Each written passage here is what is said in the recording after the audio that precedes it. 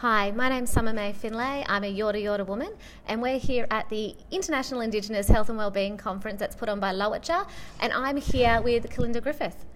And we heard you present this morning on data. Do you want to tell us a little bit about yourself, and then I'll talk to you about your presentation? Yeah, so Kalinda Griffiths, I'm a Yawuru woman. My country is in Broome in Western Australia. I'm an epidemiologist, and I work at the Centre for Big Data Research and Health at the University of New South Wales. Fantastic. Yeah. And you presented this morning, so you call yourself a data nerd, is that right? I am a self-professed data nerd. Yeah, I like data. I like it a lot. And when we talk about data, we're talking about quantitative data? Yes. So I work with big population level data. So, and when I say big population level data, I mean those data sets collected by the census, administrative data like hospital admissions data, and at that state and territory and national jurisdiction level. Yep, fantastic. And you're also involved in a new organisation that started, so new that I still don't know that I know the name properly, Indigenous Data... Yeah, so I'm on the steering committee for the Indigenous Data Network. Yeah, there we go. And so the work that group does is it's navigating the space of understanding governance for the utilisation of data. So one of the issues that we have as Aboriginal and Torres Strait Islander peoples is not having a mechanism of voice in regards to the use of big population level data. Being able to navigate that can sometimes be quite a challenge, particularly if you don't have connections or networks with those people who have the ownership of that data. So part of that network is to be able to navigate that. Fantastic. Yeah. So for someone who might not know anything about Aboriginal and Torres Strait Islander populations or Indigenous populations worldwide, why do you think it's really important to specifically look at Indigenous data and for Indigenous people to look at Indigenous data? Yeah, so one, we have the right to be counted, and we fought for the right to be counted in Australia. And so within this, it means that if we are counted, we are effectively seen by governments, and we want to be seen. And we want to say, we are here, we are present, and if we know where people are, particularly things like from the census, we can actually then direct resources and services and systems to ensure that people get the things that they need.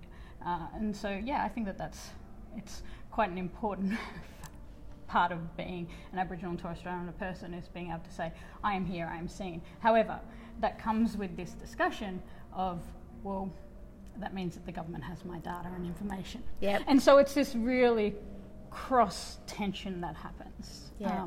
And I think that we need to discuss that a little bit more and be able to navigate that a little bit better within systems and services, which is why it's absolutely critical that we create an army of Aboriginal and Torres Strait Islander data nerds. Absolutely, I'd support that. Yeah. I'm a qualitative data predominantly, but I really value the quant and the way people use it, like yourself. But why is it really important for Indigenous people to be involved in the interpretation of the data? Yeah, so we know that historically Aboriginal and Torres Strait Islander people, I mean obviously discrimination and all the rest of it, but that ongoing continuation of negative stereotypes occurs from data and information.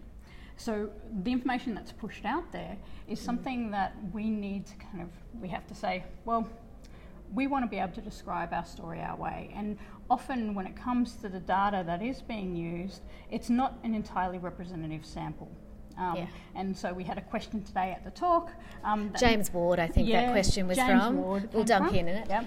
And that discussion needs to be had, because if we're not actually getting the true picture, and people who are doing the analysis understand what's happening on the ground level and can describe that picture through different ways, I think it's absolutely necessary. And that only comes with having Aboriginal and Torres Strait Islander people who know the story, may not necessarily have it in quantifiable form, and may not necessarily have the empirical evidence behind that yet, but it's pushing that forward from community voices. Fantastic. Yeah. And another question that was raised this morning was about the issues with identification with the data. Yep. And I know myself, I was actually at, and I'm happy to name it, St Vincent's Hospital, and the nurse crossed out Aboriginal and Torres Strait Islander in front of me, and I got very growly with her, and she got very embarrassed, and then, because, are you a Torres Strait Islander too? And I was like, no, I'm not, but thank you for asking me.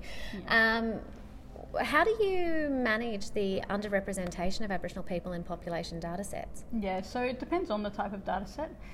There are some data sets that have some great levels of identification of Aboriginal and Torres Strait Islander peoples in it. Like hospital admissions is usually pretty good, but something like death data we see, as being it doesn't have a very high level. It depends on the jurisdiction, I should say. And so when we're kind of navigating that, what we need to do is be able to enhance that information. So that means pulling information from elsewhere. So if you've got death data and you can link that to hospital admissions data, you're able to enhance that information around Indigenous identification. Again, this comes with other issues around, should we be doing that? Well, I was about to ask you, is because, again, data linkage is fantastic, but then there is that counter-argument where if someone doesn't choose to identify in a particular data set, should we be identifying them for them? Yeah, which is why the talk today was so important. We need to talk about data, and we need to know, we need to be navigating that space together so that we know what it is that we want. But there are a whole heap of issues that we need to flesh through, around. Yeah. But one of the things is, and I was just thinking then, that one of the concerns is, as you said earlier, about governments, how they're going to use the data. Whereas if it's Aboriginal and Torres Strait Islander people using the data to benefit our own communities, then those concerns about being identified are probably not going to really be there anymore. Yeah, exactly. And this is that important aspect of having Aboriginal and Torres Strait Islander people front, centre, leading, driving the data space. So if there is a young Aboriginal person out there who's thinking about doing some sort of degree in any sort of data, whether it be epidemiology or biostatistics, what would you say to them? Nerd it up! Data's awesome!